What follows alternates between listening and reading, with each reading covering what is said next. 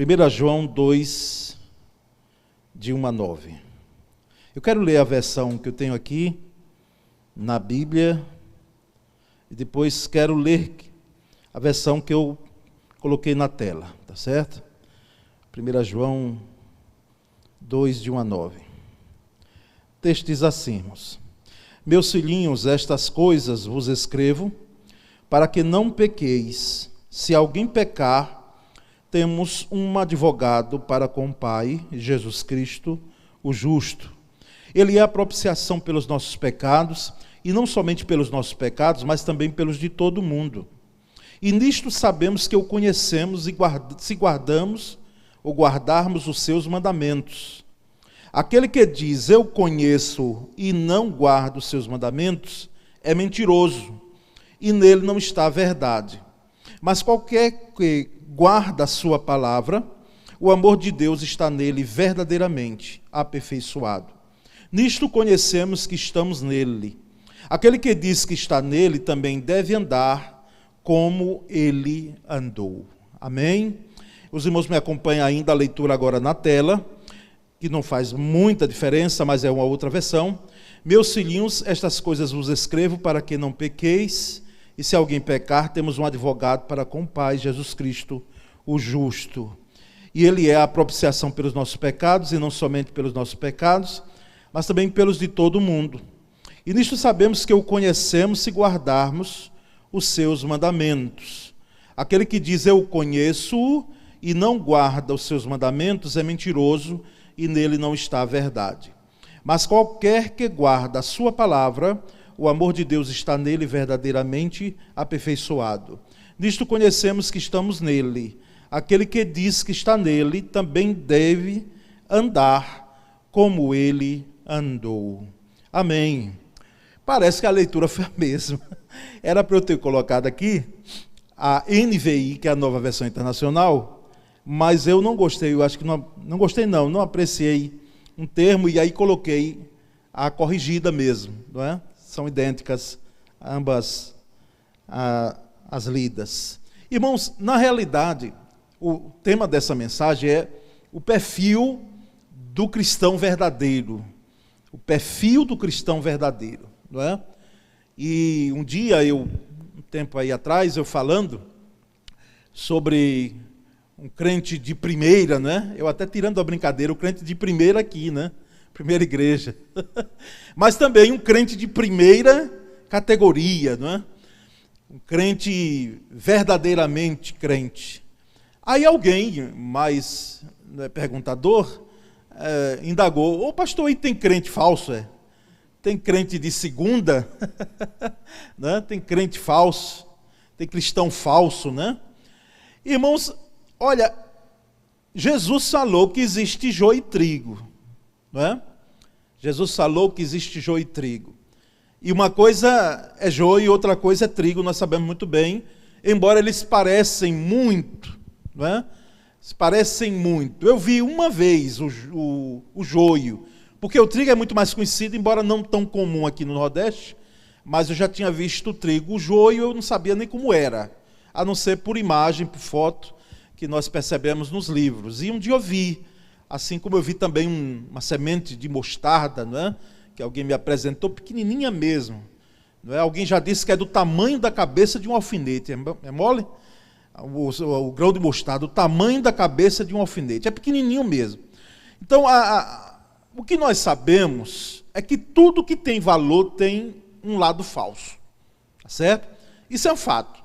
As coisas que são valorizadas, elas procuram ser imitadas, elas procuram ser recalcadas, tá certo? Então existe uma imitação do que é verdadeiro. Nós falamos isso aqui já em outro tempo, sobre dinheiro, sobre amor, sobre fé, sobre esperança. Tudo isso, existe um lado que é verdadeiro e existe um lado que é imitação.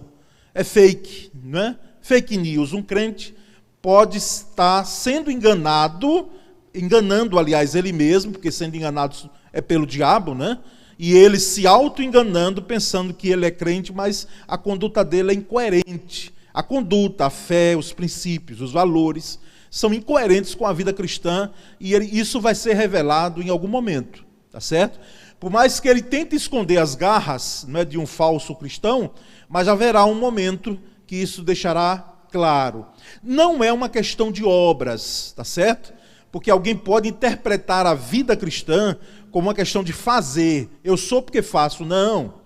Nós não podemos fazer nada para que nós possamos ser considerados cristãos. Na realidade, nós somos alcançados por graça e misericórdia. Agora, existe um alinhar daquilo que eu digo que sou com aquilo que eu faço. E isso aí nós não temos como deixar de lado. Então, eu quero aqui, de maneira objetiva, trabalhar com pelo menos alguns aspectos que mostram, não é, que podem sim declarar, anunciar esse perfil desse verdadeiro cristão, tá certo? O primeiro aspecto é que um cristão verdadeiro, ele vai saber quem é Jesus. Ele sabe quem é Jesus, ele precisa saber quem é Jesus. E isso está muito claro no versículo 1, não é? Por quê? Porque ele precisa saber quem é Jesus. Porque a pergunta feita, quem é Jesus, para as pessoas, nós podemos ter respostas diferentes. Uma vez em um programa, né, que é passado no domingo à noite, alguém saiu perguntando quem era Jesus, porque o foco da reportagem era o Jesus histórico, Jesus de Nazaré, uma matéria sobre Jesus Cristo. E aí os irmãos imaginem as respostas que saíram. Um outro lado disse, olha, Jesus foi um bom espírito, Jesus foi um bom guia, Jesus foi o precursor do movimento hippie, não é? E aí saíram várias respostas lá, as mais diferentes possíveis, de quem de fato é Jesus. Mas o cristão verdadeiro, ele precisa saber quem é Jesus. E quem é Jesus? No versículo 1 que nós lemos, o apóstolo João escrevendo, ele diz, meus filhinhos. João, ele usa esse termo carinhoso, né? O apóstolo do amor. Se transformou no amor, porque antes ele era o apóstolo do trovão. Era alguém que tinha um temperamento forte, possivelmente, porque era chamado de filho do trovão. Ele e o seu irmão João, aliás, o seu irmão Tiago. Né? Então, ele se transformou no discípulo do amor. E nós percebemos aqui que ele diz, meus filhinhos, estas coisas vos escrevo, para que não pequeis. Olha aí. E se alguém pecar, temos um advogado para com o Pai, Jesus Cristo, o justo. Ele, aqui não quero me prender à questão do pecado, mas não tem como você separar uma coisa e outra, porque o pecado, o praticar o pecado, o nós sermos pecadores, ele vai implicar no advogado, por causa da culpabilidade que nós sofremos em relação à culpa do pecado. Então nós temos um advogado. Jesus tem vários outros atributos. Ele é advogado, ele é Senhor, ele é Rei, ele é tudo, ele é onisciente, ele é onipotente, ele é onipresente. São atributos de Jesus Cristo. Dentre eles, funções, nós temos das funções de Jesus Cristo, né? Ofícios de Jesus Cristo, podemos chamar em teologia, é o de advogado. É ele quem nos defende diante do Pai. É ele quem é o Parácletos, que está ao nosso lado. Não é? Às vezes a gente não entende bem, e eu lá atrás até pensava em fazer um curso de Direito, embora na minha mentalidade de mais de 30 anos atrás, eu disse, como é que pode conciliar o ministério pastoral com o ministério na área jurídica, ser um operador de direito, defender quem não merece? A minha visão era essa, mas hoje, em nossa lei, toda pessoa tem direito de um advogado. E quando não tem condições de pagar, o Estado tem que colocar à disposição daquele que precisa ir, determinada a processo e ação, responder com um advogado. E nós temos o nosso supremo advogado, que é Jesus. Ele é o nosso advogado por excelência. Porque os irmãos, imaginem quantas culpas, às vezes, nós sentimos em nossa mente. Seja você nascido no Evangelho, seja você teve uma vida pregressa diferente, mas todos nós somos pecadores. E muitas vezes vem em nossa mente, mas você fez isso, você fez aquilo, você é culpado, você está se enganando a si mesmo. Como é que você pode hoje dizer que você é crente? Irmãos, são dardos inflamados do maligno que ele coloca em nossa mente, fazendo com que nós possamos pensar de que nós não temos por que ter esse direito de usufruirmos de uma eterna e grande salvação. Mas Jesus é o nosso advogado por excelência. Por isso que o cristão verdadeiro, ele vai saber quem é Jesus. Pergunte quem é Jesus para as seitas, para os caminhos que nós temos, os outros segmentos religiosos que não têm Jesus como Senhor, como Salvador. Você vai ver as coisas mais estranhas possíveis em relação a Jesus. Porque, inclusive, esses segmentos tiram a autoridade de Jesus. Não é? Então, saiba quem é Jesus, meu irmão. Saiba quem é Jesus Cristo. Saiba assim, tenha em mente, no seu coração, com a sua fé sólida, quem é Jesus, e não titubeie. Não fique parecendo assim, não, mas eu acho que é. Não existe achismo.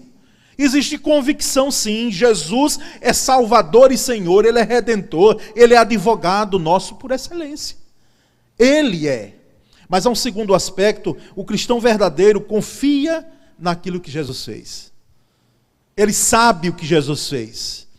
O aspecto tanto aqui não é de confiar, mas é de saber também o que Jesus fez. A obra redentora de Jesus na cruz. Veja o que aqui diz o versículo 2. E Ele é a propiciação pelos nossos pecados. E não somente pelos nossos pecados, mas também pelos de todo o mundo. Propiciatório, irmãos, era algo lá do Antigo Testamento que tinha na arca, que era aquela base da arca feita toda de ouro, onde tinham de um lado um querubim, a figura de um querubim, não é? A imagem mesmo de querubim, de um anjo, e de um outro anjo. Lá na antiga aliança, tinha-se isso lá no Santo dos Santos, onde o sacerdote, o sumo sacerdote, aliás, entrava uma vez por ano lá e espangia, ele lançava sangue de animais, prefigurando ali a morte de Jesus Cristo, que viria a ser morto uma única vez. Então, a propiciação, de fato, é aqui tornar possível, mas mais do que isso. Propiciação aqui é aquele que foi a própria oferta. Como nós falamos, Jesus, ele foi o sumo sacerdote e ele também foi a oferta. Ele reuniu nele mesmo as duas coisas, os dois elementos. Aquele que entrou no Santo dos Santos e se ofereceu como oferta. Então, nós entendemos que essa propiciação pelos nossos pecados é Jesus. Foi Ele quem foi o cordeiro imolado. Por isso que quando João Batista vê Jesus, ele aponta e ele diz: eis o cordeiro de Deus que tira o pecado do mundo. É o cordeiro de Deus, aquele cordeiro que era morto diariamente lá no Antigo Testamento, estava prefigurando um cordeiro imaculado, sem mancha alguma, sem defeito, sem pecado, que seria morto de uma vez por todas. E nós percebemos aqui que ele foi a propiciação, a oferta pelos nossos pecados, não somente pelos nossos, como diz João, mas também pelos de todo o mundo. E aqui nós entendemos, irmãos, precisamos parar para entender rapidamente. Entenda isso. Nós respeitamos quem pensa teologicamente, biblicamente diferente da gente. Mas aqui eu não tenho como pegar o caminho do que nós chamamos, de uma determinado segmento da teologia, da expiação limitada de Cristo.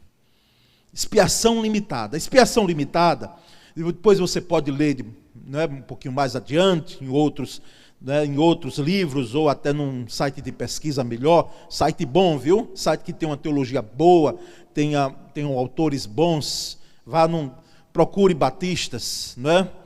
Procure batistas, ou que tem uma teologia séria, que nós chamamos. Os irmãos vão perceber de que a teologia limitada, ela diz que Jesus morreu, e eu entendo. Na minha mente de crente eu entendo a explicação disso. Jesus morreu apenas pelos salvos. Jesus morreu apenas por aqueles que foram alcançados pela graça. Esse é um ponto. Só que nós não podemos pegar esse caminho. Por quê? Porque nós entendemos aqui, João dizendo em tantos outros textos, que Jesus morreu pelos pecados de todo mundo. Lá em João 3,16 diz que Deus amou o mundo tanto, de tal maneira que deu o seu Filho unigênito, único, para que todo aquele que nele crê não pereça, mas tenha a vida eterna. Ou seja, ele morreu pelo mundo todo. Agora, esse é um ponto. Qual é o outro lado qual é o outro ponto, o outro lado da moeda?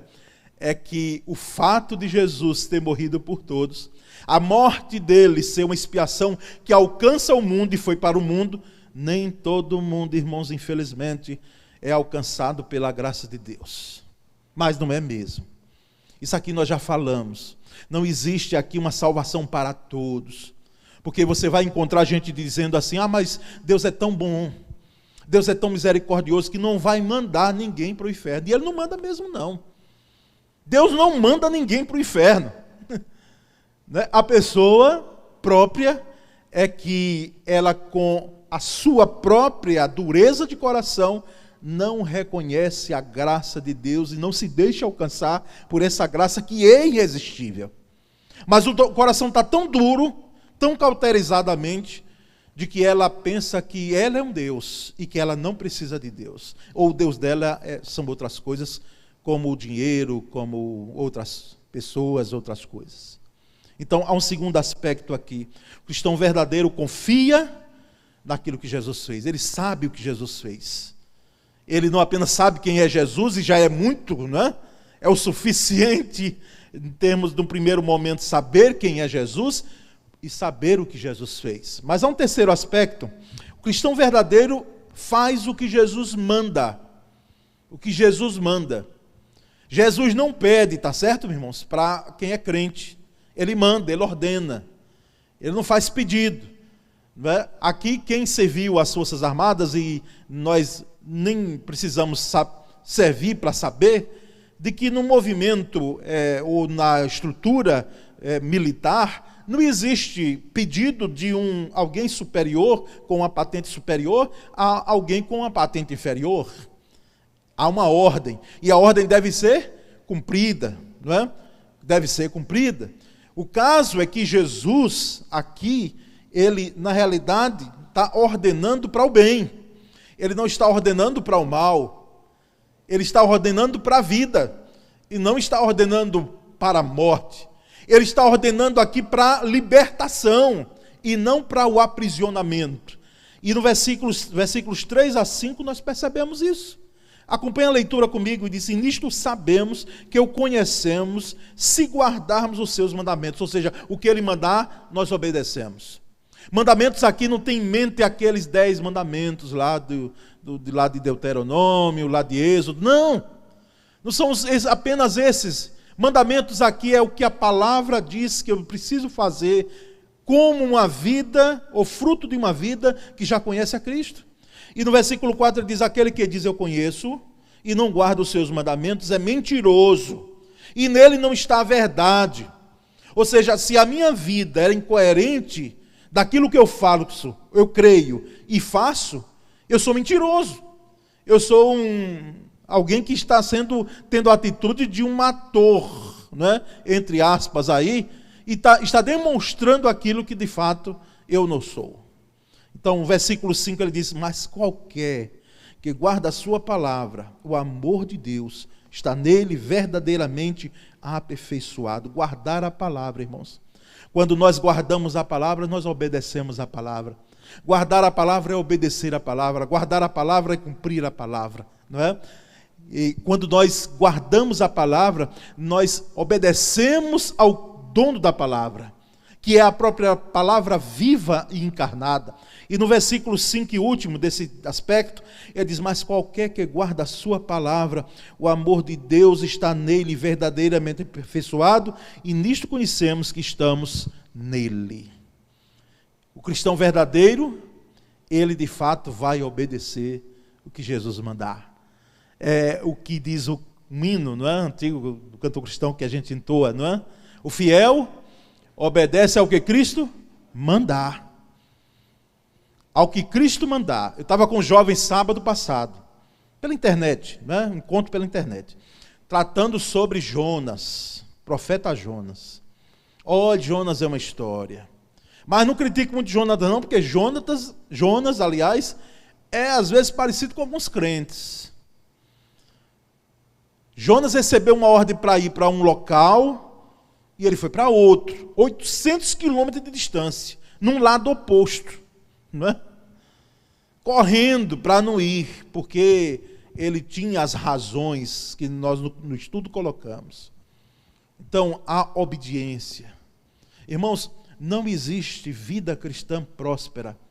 E a vida cristã próspera aqui não tem a leitura das bênçãos apenas. Não, existe isso, existe, pastor. Mas não existe apenas a questão de bênçãos materiais, financeiras, não. A bênção é um todo, não é? Ser bênção é ser honesto, é ser íntegro, é ser fiel, é ser detentor de um bom testemunho, não é? É ser sal, é ser luz. Isso é ser bênção. Não é apenas seguidor de bênção, ou alguém que, como diz certo cantor, está atrás de bênção, mas não procura ser bênção.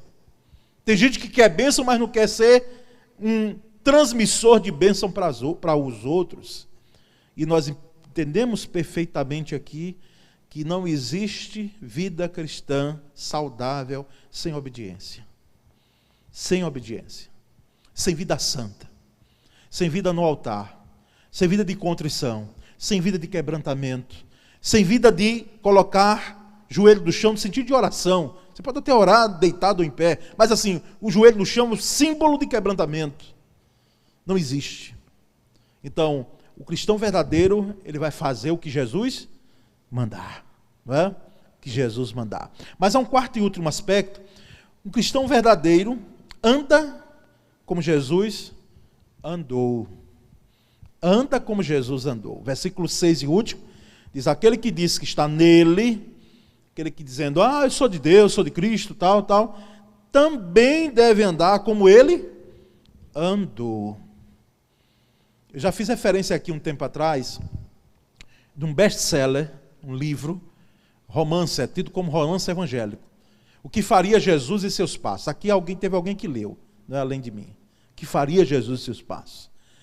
Um livro que, para a minha geração, eu acredito que foi impactante. Ele marcou uma geração. Ele ainda está sendo editado. Eu espero que essa geração de adolescentes que nós temos, de jovens, leiam esse livro. Porque, assim, é muito marcante a história daquelas pessoas. Porque eles começam a indagar, será que Jesus fazia ou faria isso que eu estou fazendo? Será que Jesus, o dono do jornal, dizia, ele colocaria essa matéria?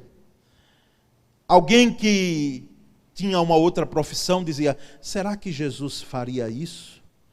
Será que Jesus fazia ou faria o que eu estou fazendo? Então, o andar como ele andou é porque Jesus é de fato, o nosso exemplo. É o nosso exemplo.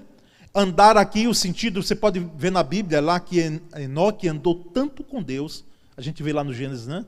O que foi que aconteceu? Deus tomou para si. Andar com Deus aqui é ter comunhão com Deus. Comunhão com Deus. Então, irmãos, eu quero aqui deixar essa palavra em relação ao cristão verdadeiro. Ao cristão, o perfil do cristão verdadeiro. O cristão verdadeiro, vamos recapitular aí. Eu sei que daqui a alguns dias você vai esquecer esses tópicos, mas assim, é porque a gente já sabe que a comida é para esse momento aqui. O alimento é para esse. Eu antes ficava triste quando eu pregava e às vezes chegava numa congregação e perguntava, irmãos lembram que eu preguei no domingo atrasado, olha, não era no domingo passado. Eu não lembrava de jeito nenhum. Não lembrava, nem eu lembrava direito se eu não tivesse escrito. Porque aí eu fui me convencendo, isso não levou muito tempo, de que mensagem é como alimento, é como comida. Você lembra, diga com toda sinceridade, o que você almoçou quinta-feira passada? Não lembro, eu também não lembro o que nós almoçamos. Então, como é que a gente vai lembrar? Agora, os princípios da palavra nós lembramos. Os princípios, o todo da palavra, nós vamos lembrar. Esses aspectos aqui é só para nos ajudar a expor o texto. Porque o que vai ficar aqui de sumo, de cerne mesmo, é nós sabermos quem é Jesus.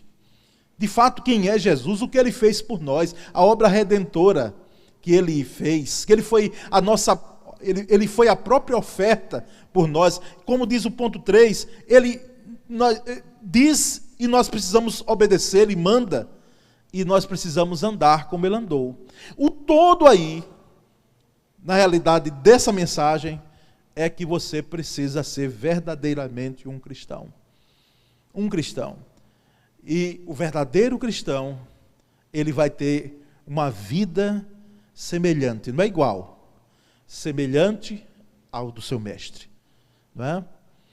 O próprio Jesus disse, basta o discípulo ser semelhante ao seu mestre, não é ser igual ao seu mestre no sentido de andar como ele andou. Que Deus nos ajude, irmãos. Nós precisamos, porque nós temos ouvido falar e temos visto, infelizmente, posturas que são incoerentes com a vida cristã de alguns dos nossos irmãos. Nós não vamos sair com a lupa aí, às vezes não é preciso a lupa, né? Misericórdia. Às vezes está tão grande em nossa frente. Sair aí procurando quem é crente, quem é joio, quem é trigo. Nós não temos esse direito. Isso é foro de Deus, isso é da alçada de Deus. Mas nós precisamos trazer para nós mesmos, para cada um, é um autoexame. E dizer, eu preciso ser um verdadeiro cristão. Eu não quero enganar os outros, porque a Deus eu não engano, e nem me auto-enganar, vivendo uma vida incoerente com aquilo que eu creio, com aquilo que eu estou dizendo, que eu estou propagando, com aquilo que eu canto. Não é? Nós queremos orar nesse momento, pedir a Jesus que nos mantenha firmes, não é? Que nós possamos estar firmes nessa caminhada, nesse andar, irmãos cristãos. Não é? Ore comigo agora em nome de Jesus. Senhor, muito obrigado nessa noite. Muito obrigado porque a Tua palavra é a verdade. Obrigado, Senhor, porque através da instrumentalidade do apóstolo João, nós temos essa riqueza, esse tesouro, essa maravilha, essa bênção de texto da Escritura, para que nós possamos aqui nos debruçarmos sobre ele. Podemos entender plenamente de que existe sim um advogado por excelência que nos defende diante do Pai e diante do diabo, e já venceu todas as astutas ciladas do diabo, porque ele, de fato, é vencedor e vitorioso. Ele nunca perdeu uma causa, Senhor. Oh, muito obrigado, Pai bendito.